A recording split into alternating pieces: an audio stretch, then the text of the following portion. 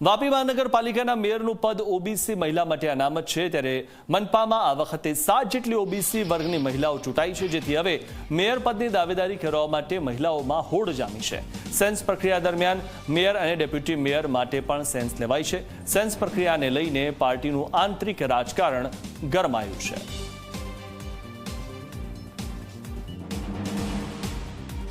વાપી મહાનગરપાલિકા અને ઉમરગામ નગરપાલિકામાં ભારતીય જનતા પાર્ટીનો ઐતિહાસિક વિજય થયો છે।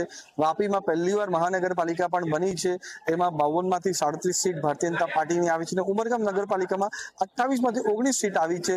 ત્યારે આજે સેન્સની પ્રક્રિયા ચાલી રહી છે, જેમાં અમારા ચૂંટાયેલા કોર્પોરેટર છે એમનું પણ સેન્સ લેવામાં આવશે, અમારા પાર્ટીના હોદ્દેદારોનું પણ સેન્સ લેવામાં આવશે, ધારાસભ્ય, સાંસદ અને જે જિલ્લાના પદાધિકારી છે એનું સેન્સ લઈને સામૂહિક કઈ રીતના જે રીતનું સેન્સ બને છે અને કોણ સક્ષમ લોકોને હોદ્દા આપીને આપણા જે મોદી સાહેબ વિકસિત ભારતનું સંકલ્પ લઈને ચાલી છે એને કઈ રીતના આગળ વધાય એના માટે પૂરો પ્રયત્ન કરશું।